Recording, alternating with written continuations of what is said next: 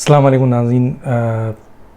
शेख रशीद साहब और फवाद चौधरी साहब की किस्मत में सिर्फ ज़िल्लत ही ज़िल्लत।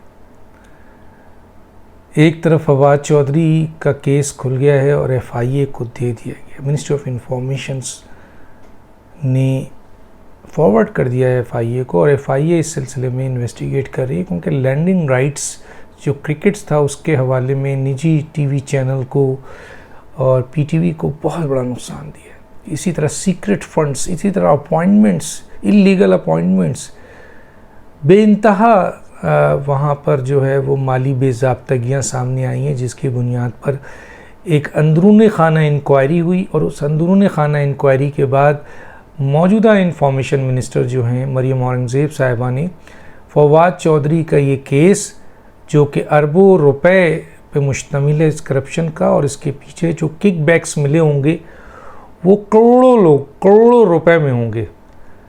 और अब कहाँ मिले हैं ये किकबैक्स? पाकिस्तान में मिले हैं, पाकिस्तान से बाहर मिले हैं, कौन से अकाउंट्स में हैं? उनकी बेगम के असासे ज़्यादा बढ़ जाते हैं, इनके नहीं हैं।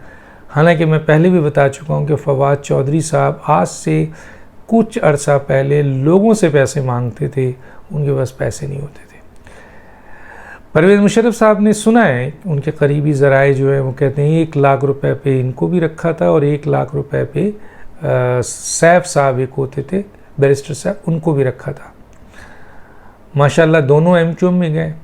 अल्ताफ़ हुसैन साहब ने इनको परवेज़ मुशर्रफ साहब की रिकमेंडेशन पे एक्सेप्ट किया। एक और साहब की रिकमेंडेशन थी, उनका नाम मेंशन नहीं करना चाहता, और फिर उन्होंने छोड़ दिया MQM को और PTI में चले गए।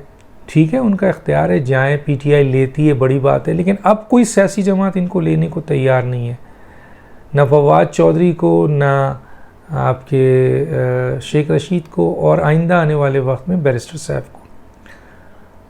और बड़ी कहानी है, UK में बहुत बड़े रेस्टोरेंट्स के हवाले से भी बहुत ही अहम दस्तावेज़ात सामने आ गई है कि एक आदमी जो कल तक 1 लाख रुपए लेता था, वो UK में कई रेस्टोरेंट्स का या कई स्नैक्स बार का मालिक कैसे बन गया। तो कुछ ऐसी बातें हैं जो मज़ाहिर में इशारतन बता रहा हूँ, लेकिन जब डॉक्यूमेंट्री प्रूफ फुल होगा तो मैं आपसे शेयर करूँगा। लेकिन ये बात अब बिल्कुल वाज़ेह है कि फवाद चौधरी की गिरफ़्तारी किसी भी वक्त हो सकती है। मैं पहले ही बता चुका हूँ, FIA उनके गिर्द घेरा तंग कर रही है और फवाद चौधरी अपनी माफ़ी तलाफ़ी के लिए इस्टेब्लिशमेंट की तरफ देख रहे हैं, कई ज़राए से कोशिश कर रहे हैं, हुकूमत की तरफ देख रहे हैं, पीपल्स पार्टी की तरफ देख रहे हैं, लेकिन कहीं से उनको पजीराई नहीं मिल रही है। तो आखिर में फिर वो धमकियां देने पे आ जाते हैं इमरान खान की तरह, क्योंकि इमरान खान पहले तो मिन्नत समाजत करते हैं, आजकल कोई दो राय नहीं है इसमें। अगर आप मालूमात करें तो पता चले इमरान खान इस्टेब्लिशमेंट के इस वक्त पाँव पकड़ने को तैयार हैं कि उनको बचाया जाए, उनको रिलीफ दिया जाए, उनको जेल में जाने से बचाया जाए, उनकी करप्शन की जो दास्तान आ रही है उनको बंद किया जाए, फॉरेन फंडिंग केस का फ़ैसला होने वाला है उसको रोका जाए। इस सिलसिले में इमरान खान साहब आपके पाँव भी पकड़ रहे हैं, और जब पाँव पकड़ने वाले का पाँव पकड़ते हैं और वहाँ से कोई रिस्पांस नहीं होता और आवाज़ आती है absolutely not, get out from here, तो फिर धमकियां भी दी जाती हैं। तो बिल्कुल फवाद चौधरी भी उसी हिसाब से आगे बढ़ रहे हैं और काम कर रहे हैं।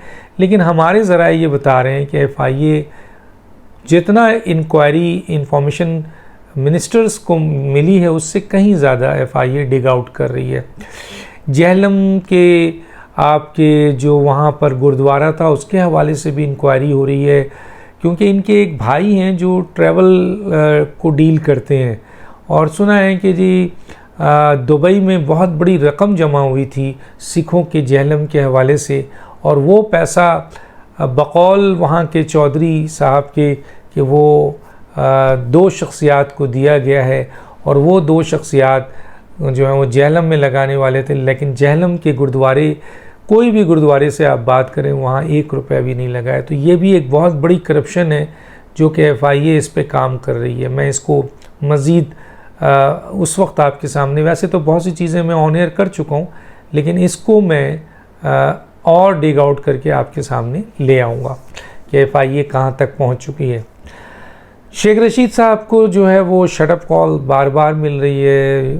एक तरफ इमरान दे रहे हैं, एक तरफ PTI के बड़े दे रहे हैं, एक तरफ इनके अपने लोग दे रहे हैं, एक तरफ खुलेआम अब तो आपके ISPR दे रहा है, इस्टेब्लिशमेंट दे रहा है, और शटअप पे शटअप कॉल मिल रही है। और शेख रशीद को देखिए कि वो इतने ढीठ आदमी है कि वो मुसलसल इस शटअप कॉल के बावजूद भी वो हिम्मत नहीं हारा है उन्होंने, और इस सिलसिले में आगे बढ़ रहे हैं। लेकिन अभी हालिया इनकी बैंड तक बजा दी गई है।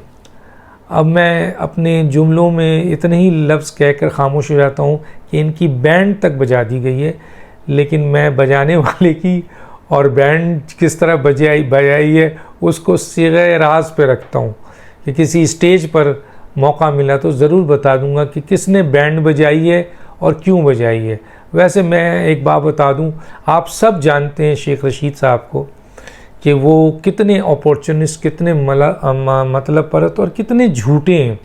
इमरान खान और शेख रशीद में मुकाबला हो तो कौन जीतेगा, इसमें कोई शक नहीं है कि इमरान खान जीत जाएंगे। लेकिन ये कहना कि शेख रशीद उनसे बहुत पीछे रह जाएंगे, नहीं जनाब, शेख रशीद भी झूठ बोलने में बहुत माहिर हैं। और इसको ये चीज़ें हमें पता है क्योंकि जब हमारे साथ प्रोग्राम करते थे तो हमसे लेकर बातें इस तरह शो करते थे जैसे वो इस्टेब्लिशमेंट के आदमी हैं। और अब तो इस्टेब्लिशमेंट का चपरासी भी, कल तक हो सकता है इस्टेब्लिशमेंट का चपरासी इनसे मिलता हो, बात करता हो, लेकिन यकीन मानिए हमसे और एंकरों से ये बताया गया था कि ये झूठा आदमी है। लेकिन अब तो DG ISPR ने भी सामने आकर कह दिया है कि ये बहुत बड़ा झूठा इंसान है। अब ऐसी सूरत हाल में जो इम्पोर्टेंट बात आ रही है वो ये है कि ये लोगों के साथ साथ और भी लोग हैं जिनके केस देखें, तोशा खाना है, मालम जब्बा है, BRT का केस है, रिंग रोड का केस है, ज़मीनों का केस है, फिर ये वाला आ गया आपके कीमती हार का केस है, फरागूगी का केस है, उसके बाद आपके ये जो उन्होंने 5 अरब रुपए की ज़मीन ली है रियाज़ मलिक साहब से। मैं रियाज़ मलिक साहब को कभी भी इल्ज़ाम नहीं देता, इसलिए नहीं कि खुदा न खास्ता मैं उनसे कोई घबरा रहा हूँ या डर रहा हूँ। मैं ये कहता हूँ कि एक शख्स खुद ओपन कहता है कि जी मैं तो पहिए लगाता हूँ, फाइलों में पैसे देता हूँ और हर हुकूमत के लोगों को ख़रीदता हूँ और वहाँ अपना काम करता हूँ। तो एक आदमी मुंह से कहता है कि जी मैं लोगों को रिश्वत देकर काम निकालता हूँ, तो ये भी तो रिश्वत है ना कि जी हार दिया तो प्रोजेक्ट खुलवा लिया पेशावर का, उसके बाद 50 अरब रुपए बचाया तो 5 अरब की ज़मीन दे दी। और ये सब डॉक्यूमेंटेशन है, डॉक्यूमेंट्री है। मतलब ये ऐसी चीज़ नहीं है कि इसको आप बाहर कर देंगे, अवॉइड कर देंगे, निकाल देंगे। तो इमरान खान साहब तोशा खाना केस में ऑलरेडी फंसे हुए हैं। लेकिन एक सवाल ये ज़रूर आ रहा है, लोग पूछ रहे हैं कि भाई आखिर क्या वजूहत है कि इतने केसेस बिल्कुल सामने आ गए, सबूत भी आ गए, तो इन पे हाथ क्यों नहीं डाला जा रहा है, इनको गिरफ़्तार क्यों नहीं किया जा रहा है। तो मैं जब बात करता हूँ हुकूमत से तो हुकूमत कहती है कि जी इदारे इंडिपेंडेंट हैं, मवाद मौजूद है, हुकूमत का दबाव नहीं है। अगर हुकूमत का दबाव होता, हुकूमत सियासी इंतकाम चाहती, तो इमरान खान की तरह अभी इमरान खान समेत उनके कई लोग जेल की पीछे होते, क्योंकि इतनी डॉक्यूमेंट्स, इतनी चीज़ें मिल चुकी हैं कि कम से कम इनको जेल भेजने में कोई देर नहीं होती। लेकिन हुकूमत ने इदारों को दिया है और ये एक इंस्ट्रक्शन ज़रूर जारी की है, मैं बता देता हूँ कि आप इनको जेल उस वक्त करें जब आपके पास पूरी इन्वेस्टिगेशन सामने हो, ताकि अदालत इनको ज़मानत पे छोड़ ही ना सके जब आप उनके पास केस ऐसा लेके जाएं। माजी की तरह नहीं कि नैब और FIA ने जो केसेस बनाए या बनवाए गए और अदालतों ने जब उसको देखा और नैब की सरजनिश की, FIA की सरजनिश की और सारे लोगों को छोड़ दिया। तो ये हुकूमत ये गलती नहीं करना चाहती।